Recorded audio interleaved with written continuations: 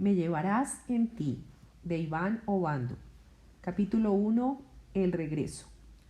A 3 días de camino se encontraba el puerto de Honda, donde el capitán Secundino Fraile se había quedado supuestamente en comisión.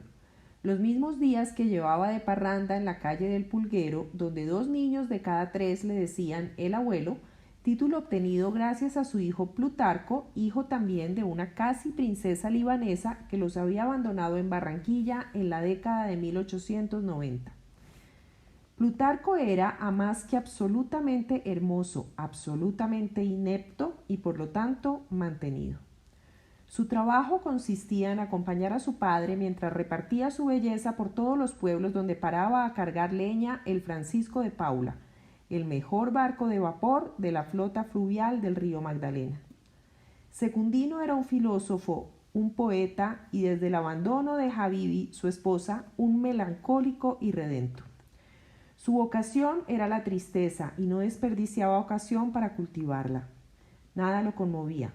Todo era vano, insípido e insignificante y solo el anís aliviaba su amarga existencia.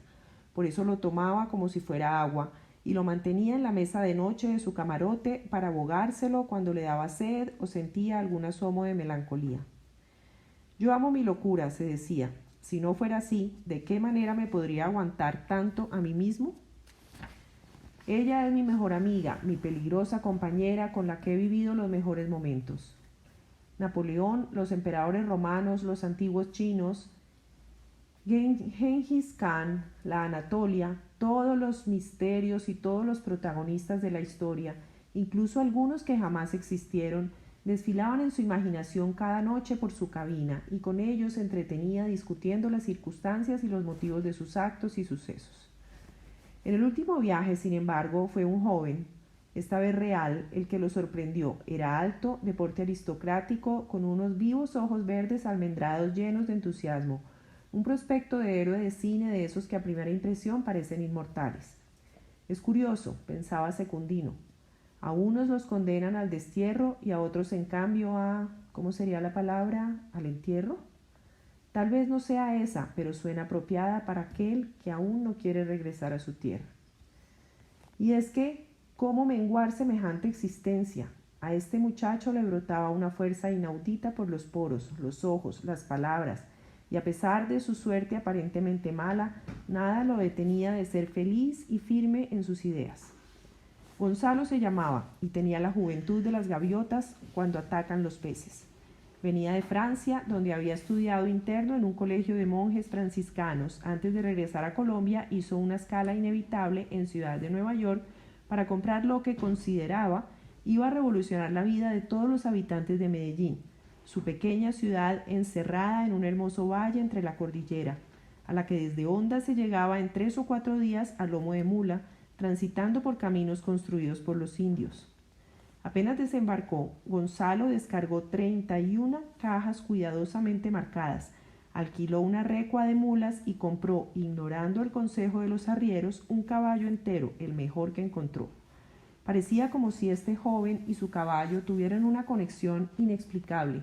No eran 2 seres, sino uno, una especie de centauro cuyo cuerpo y mente corrían hacia un mismo destino. No habían pasado 3 horas y ya estaba listo para la partida. Gracias, capitán. A usted, joven Gonzalo. Qué lástima que no sea un viajero frecuente, porque a decir verdad y a pesar de las discrepancias, me he deleitado mucho escuchando sus puntos de vista sobre las cosas simples y complejas de la vida. Capitán, el pescador es, de oficio, un marinero de agua dulce, pero además es un ser espiritual que va escogiendo de su atarraya solo lo que realmente le sirve. ¿Me entiende? Y una cosa más. Tal vez ya no sea un pasajero habitual, como usted dice, pero le aseguro que nos vamos a encontrar todas las veces que sean necesarias para que sigamos conversando. ¿Le parece? Sí, joven Gonzalo, estoy de acuerdo. O sea que hasta pronto y hasta siempre. Hasta pronto y hasta siempre. Y poco a poco Gonzalo se fue perdiendo entre la cordillera con su recua de mulas y sobre ellas las 31 cajas que le ayudaban a olvidar la tristeza de tener que regresar de Europa en el mejor momento de su vida. Durante las 9 noches que duró el trayecto entre Puerto Colombia sobre el mar Caribe y Honda, Gonzalo había subido después de la cena a la cabina de mando del barco, y mientras éste navegaba río arriba en la oscuridad, entablaba largas conversaciones con Secundino a la luz de una vela. Aparentemente el tema de cada noche era diferente, pero en el fondo no había nada distinto, era una simple pugna dialéctica entre el joven, para el que todo era posible, y el viejo, más sereno, que conocía los misterios de la vida. Era curioso escuchar la charla de aquella pareja, la tormenta contra la calma, apostando solamente a la retórica. Fue así como una noche, en medio del calor y la humedad, Gonzalo descompuso a Secundino con una descripción de su pobre existencia, calificándolo de ateo y nihilista, dueño de un discurso fácil en el que desde su orilla todo existía para ser cuestionado. Así es muy fácil, solo es cuestión de argumentar sin perder el hilo, pero en el fondo la negación de todo también genera graves desenlaces en las vivencias de los demás. Dígame, Secundino, cuando usted duerme, ¿es usted el que sueña o el sueño lo sueña usted? ¿Qué quiere decir con eso? ¿Puede usted de alguna manera controlar el objetivo de su sueño? Secundino no respondió, pero se puso incómodo. Ese es el punto. Lo que usted no hace, la vida lo hace por usted. La nada, mi amigo capitán, también es un lugar o un destino, y por lo tanto tiene una ubicación, y aunque usted no lo crea, también tiene un Dios que habita en ella. Las estrellas que vemos en el firmamento ya no están en el lugar donde las vemos. Dígame entonces, Secundino, ¿por qué aún así las vemos? ¿Dónde están ahora? Si usted ya no ve a la mujer que amó, esto no quiere decir que otra persona apenas esté alcanzando la luz que ella refleja. Secundino no encontró argumentos para rebatir el discurso de Gonzalo, máxime cuando le estaba hablando del ser que más había amado en su vida, y en el fondo hasta le estaba regalando un poquito de esperanza. Entonces, Gonzalo, ¿dónde está Habibi? ¿En dónde carajos está ella? Ella está aquí y allá. Todo depende de la concepción que tengamos del espacio y del tiempo. En mi concepto, nuestro presente, como lo vemos cuando miramos las estrellas en el cielo, ya pasó. Pero también podría ser el caso inverso, cuando son ellas las que nos tienen a nosotros en su cielo. Esa es la verdadera conexión con Dios. Esa es nuestra posición en el ciclo de la existencia, una especie de Trinidad en la que el pasado es el Padre, el presente el Hijo y el futuro el Espíritu Santo por los siglos de los siglos. Secundino empezó a identificarse con este inusitado misterio y, concluyendo a su manera lo que decía Gonzalo, le dijo: si el tiempo es subjetivo y la existencia también, la conclusión del silogismo es Dios. Pero, ¿cómo así, Gonzalo? ¿Usted de dónde sacó eso? No fui yo el que lo dijo usted, capitán ateo. Pero así es, yo lo sé por puro presentimiento. Lo que ha de ser, será, y lo que será, ya fue. Por eso yo combino lo real con lo que sueño, como si fuera un alquimista que siente que todo puede ser transformado, porque de alguna manera todo se conecta para crearnos la ilusión de la existencia. A 3 días de camino había quedado el capitán Secundino Fraile en el puerto de Honda, y desde la meseta se divisaba un manto de nubes que cubría el valle y el sol empezaba a asomarse por el oriente. La sinfonía de los cerdos y burros, sumada a la de las gallinas, seguidas por docenas de pollitos que piaban sin descanso, comenzaban a oírse, y el ambiente se llenaba del aroma de los pinos y eucaliptos, la boñiga de las vacas y los caballos y el olor de la leña que ardía en las cocinas de las casitas del camino, donde las campesinas preparaban el chocolate, las arepas, los quesitos y las cuajadas, los huevos con tomate y cebolla y la natilla con canela y los buñuelos. Gonzalo no tuvo que abrir los ojos, le bastó olfatear el aire para saber que ya había llegado a su tierra, a su huerta, a ese sitio donde cada bien sabe que no solo todo le pertenece, sino también que él le pertenece a todo. Había comenzado la última jornada del viaje desde Honda a las 3 de la mañana y ahora se aprestaba a comenzar el descenso hacia su destino final. Las nubes fueron abriendo paso a un valle más largo que ancho, bordeado a lado y lado por montañas y con un río en el centro que lo cruzaba de sur a norte, ondulante como una serpiente. La mente de Gonzalo navegaba entre la realidad y su imaginación. ¿Qué habría sentido el conquistador Jerónimo Luis Tejelo 49 años después del descubrimiento, cuando vio por primera vez este valle? ¿Qué lo habría traído hasta aquí? ¿Serían las leyendas de los indios? ¿Cuáles? ¿Qué conexión habría entre el cerro Tusa al suroeste, que parecía una pirámide afilada en su ápice, con el cerro Quitasol al norte, en el asentamiento indígena de Niquía, en Bello, que si se miraba bien también es otra pirámide camuflada con un hueco en el centro? ¿Qué relación tendrían ambos cerros con los dos farallones de la Pintada al sur? ¿Dónde quedarían las entradas y salidas del inframundo de estos picos? ¿Por qué el cerro Nutibara, en el centro del valle, con su cacique olvidado, no tenía vestigios precolombinos, al contrario del cerro El Volador, en el que comparte la orografía? ¿Qué pasaría cuando el dormido volcán Pan de Azúcar despertara?